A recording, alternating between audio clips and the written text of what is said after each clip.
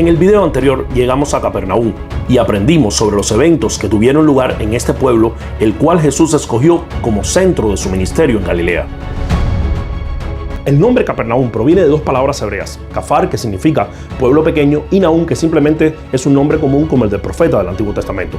Aunque los evangelios le llaman ciudad, quizás debido a su importante ubicación, sin embargo, según los arqueólogos, este era un pueblo pequeño, como bien su nombre lo indica, y no pasaba de los 1500 habitantes. Es interesante ver cómo Dios escoge nuevamente un pueblo pequeño como lo fue Belén y Nazaret para que tenga lugar otro evento importante de la vida de Jesús. Y aquí se cumplen las palabras de que a lo vil y a lo menospreciado del mundo escogió Dios, y lo que no es para deshacer lo que es, a fin de que nadie se jacte en su presencia. Después de haber caminado junto a algunas de sus ruinas, incluyendo la casa de Pedro, tenemos que visitar este edificio muy importante, que parte de él aún está en pie, y es la sinagoga del pueblo. Al entrar, podemos notar que está construida con una piedra diferente a las de las demás ruinas que vimos anteriormente, las cuales fueron edificadas con piedra de basalto negro, que es un distintivo particular de las ciudades de Galilea. Y esto se debe a que esta sinagoga fue construida alrededor del siglo IV después de Cristo. Pero si nos fijamos bien en su base, podemos ver que su cimiento es de la misma piedra negra de basalto que el resto de las ruinas, por lo que se cree que esta que hoy vemos fue construida exactamente sobre el original del primer siglo, en la cual Jesús estuvo enseñando. Según nos narra Lucas en su capítulo 7, esta sinagoga fue construida por un centurión romano que amaba a la nación de Israel. También nos dice que Jesús sanó al criado de este que estaba enfermo, mientras decía que ni aún en Israel había encontrado tanta fe como la de este hombre. El Evangelio de Marcos nos cuenta un suceso sorprendente ocurrido aquí. Y los días de reposo, entrando en la sinagoga, enseñaba, y se admiraban de su doctrina, porque les enseñaba como quien tiene autoridad, y no como los escribas. Pero había en la sinagoga de ellos un hombre con espíritu inmundo que dio voces diciendo: «¡Ah! ¿Qué tienes con nosotros, Jesús Nazareno? ¿Has venido para destruirnos? Sé quién eres, el Santo de Dios». Pero Jesús le reprendió diciendo: «Cállate y sal de él». Y el espíritu inmundo, sacudiéndole con violencia y clamando a gran voz, salió de él. Y todos se asombraron de tal manera que discutían entre sí diciendo: «¿Qué es esto? ¿Qué nueva doctrina es esta que con autoridad manda a los espíritus inmundos y le obedecen?». Y muy pronto se difundió su fama por toda la provincia alrededor de Galilea. Al salir de la sinagoga, vinieron a casa de Simón y Andrés con Jacobo y Juan. Lo primero que podemos ver en este pasaje es sobre la realidad de que existe un mundo espiritual invisible, gobernado por demonios, que pueden poseer a ciertas personas que por alguna razón le han dado entrada en sus cuerpos, teniendo el poder de controlar muchas de sus acciones. En segundo lugar, es bien interesante ver cómo, a pesar de la sinagoga ser un lugar de oración y estudio de las Escrituras, sin embargo, este hombre, que seguramente era judío y también oraba y estudiaba allí, estaba poseído por un demonio. Más adelante vamos a ver cómo del otro lado del mar, en la tierra de los Gadarenos, Jesús se encuentra con un hombre endemoniado, pero allí había motivo para encontrarlo, debido a que era un lugar habitado por gentiles y que no conocían ni obedecían al Dios de Israel, sino que adoraban ídolos y practicaban toda clase de pecado. Pero en Capernaum y dentro de un lugar de culto al Dios verdadero, encontrarnos con este fenómeno. De esta manera aquí se nos muestra un mensaje muy claro que podemos ver desde el Antiguo Testamento, cuando los profetas reprendían a los israelitas por estar confiados en que su templo nunca sería destruido ni su ciudad tomada, solamente por el hecho de que ellos seguían los ritos de la ley y que eran el pueblo escogido, a pesar de sus muchos pecados.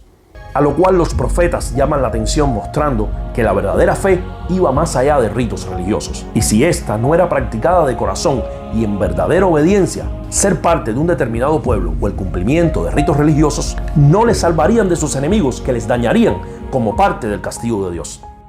Y aquí encontramos lo mismo. Este hombre, ni el hecho de ser judío ni estar cumpliendo los ritos de asistir a la sinagoga, lo libran de ser poseído por este demonio, al cual seguramente le dio entrada por la práctica de algún pecado. Pero cuán dichoso fue este hombre de que Jesús ese día entrara a esa sinagoga. Y ante la presencia del maestro, el demonio no pudo seguir oculto como lo había hecho hasta ese momento, sino que la presencia de Jesús fue como un fuego abrasador que atormentaba ese espíritu. De manera que comenzó a gritar preguntándole a Jesús: ¿por qué has venido hasta aquí a destruirnos? Y aquí se cumplían las palabras de Jesús sobre cómo ocurría una liberación espiritual, diciendo: cuando el hombre fuerte armado guarda su palacio, en paz está lo que posee. Pero cuando viene otro más fuerte que él y le vence, le quita todas sus armas en que confiaba y reparte el botín. Y esto era lo que estaba sucediendo aquí. El más fuerte, Jesús de Nazaret, estaba allí y ahora este maligno espíritu tenía que irse. Cuán importante es para nosotros hoy que en cada lugar de culto la presencia de Dios se pueda manifestar como sucedió aquí. Y esto solo es posible cuando nuestra oración es sincera y conforme a su palabra, más allá de simples ritos. Esto provocará que cada persona que se acerque a Dios en este lugar de culto pueda también ser libre de cualquier carga o tormento espiritual. Jesús enseñaría más adelante a sus discípulos, antes de subir al cielo, que estas señales seguirían a los que creen. En su nombre también echarían fuera demonios, trayendo sanidad y libertad espiritual para todo aquel que cree en Él y quisiera, al igual que este hombre, ser libre. Y mientras salimos de la sinagoga y recorremos el camino que va hacia la casa de Pedro, que era hacia donde Jesús se dirigía después de salir de la sinagoga, nos encontramos con estos objetos de piedra que se utilizaban en el proceso para crear el aceite. Y no podíamos pasarlos por alto, ya que tienen mucho significado y nos ayudan a entender muchas de las palabras de Jesús y los eventos relacionados con su vida. Las aceitunas son un producto muy valioso para el Israel actual, pero mucho más lo eran en los tiempos de Jesús, ya que no solamente servían como alimento, sino que también era el combustible con el que encendían sus lámparas. También tenía uso medicinal, entre otros. Aquí podemos ver cómo una de las fuentes principales de ingreso para este pueblo, aparte de la pesca, era la producción del aceite. Y es por eso que encontramos estos instrumentos para su elaboración aquí.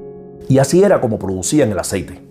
Primeramente se colocaban las aceitunas en esa zanja en la piedra que pueden ver ahora que está llena de agua de lluvia. Y luego esta piedra de molino, impulsada por un asno, rodaba sobre las aceitunas triturándolas. Luego las sacaban con una pala y las ponían en unas bolsas, sobre las cuales colocaban este gran pilar y lo dejaban allí.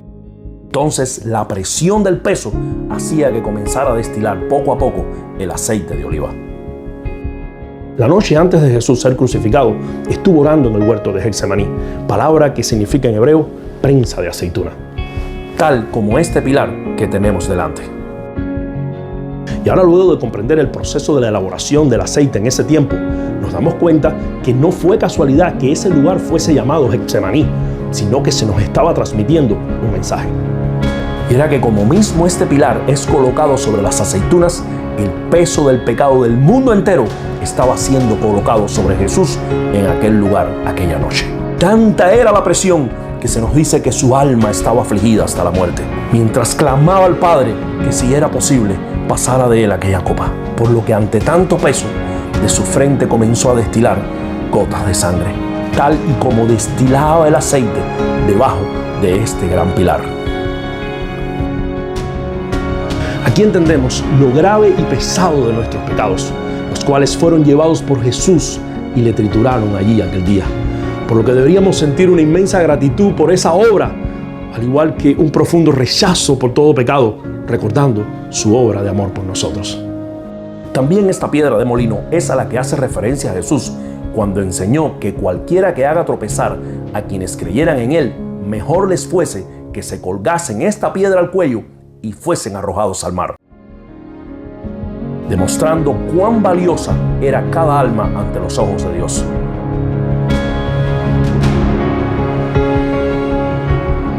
Porque nadie tiene el derecho de estorbar la salvación ofrecida a cada uno de los cuales el Señor cargó aquella noche el peso de sus pecados en Getsemaní. Bueno, al continuar nuestro camino, llegamos finalmente a casa de Pedro y el Evangelio de Marcos continúa diciéndonos que al llegar Jesús allí, la suegra de Simón estaba acostada con fiebre y enseguida le hablaron de ella. Entonces él se acercó y la tomó de la mano y la levantó e inmediatamente le dejó la fiebre y ella le servía. Y ese mismo día, cuando llegó la noche, luego que el sol se puso, le trajeron todos los que tenían enfermedades y a los endemoniados, y toda la ciudad se agolpó a la puerta. Sanó a muchos de los que estaban enfermos de diversas enfermedades y echó fuera muchos demonios y no dejaba hablar a los demonios porque le conocían. El texto nos da a entender que justo aquí, en la puerta de la casa de Pedro, se agolpó toda aquella multitud. Es impresionante saber cómo ahora estamos parados justo en el lugar donde aquella noche los cojos andaban, los ciegos veían y muchos cautivos por demonios eran libres por el poder de Jesús, de la misma manera que en la mañana el hombre de la sinagoga había sido libre. Esta ciudad fue testigo de la visitación del reino de Dios en su carácter espiritual, tal como lo había anunciado el profeta Isaías. El pueblo que andaba en tinieblas vio gran luz. Los que moraban en tierra de sombra de muerte, luz resplandeció sobre ellos. Aquí no solo Pedro y Andrés se convirtieron en discípulos de Jesús, sino también Juan y Santiago, al igual que Mateo, el cobrador de impuestos, quien dejándolo todo, siguió a Jesús. De manera que 5 de los 12 apóstoles venían de este pueblo. Sin embargo, Jesús pronunciaría una profecía contra esta ciudad, diciendo: y tú, Capernaum, que eres levantada hasta el cielo, hasta el Hades serás abatida. Porque si en Sodoma se hubiesen hecho los milagros que han sido hechos en ti, habría permanecido hasta el día de hoy. Por tanto os digo que en el día del juicio será más tolerable el castigo para la tierra de Sodoma que para ti. La historia nos cuenta que en el año 749 después de Cristo, un terremoto sacudió esta ciudad y fue destruida. Y a partir de entonces fue menguando su población hasta desaparecer por completo. Y nunca más volvió a ser edificada hasta el día de hoy, en que solo podemos ver sus ruinas. Y de aquí debemos llevarnos un mensaje aplicado para nuestro tiempo. Y es que ser testigo del poder de Dios y ver sus señales en nuestras vidas implica una alta responsabilidad, la cual demanda una respuesta de fe y entrega de nuestra parte. Como también afirmar el Señor que al que mucho se le da, mucho se le demandará. Así que pido a Dios que siempre ante su mensaje y poder respondamos con fe y obediencia, para que a diferencia de Capernaum, nosotros recibamos de su boca solo sus bendiciones.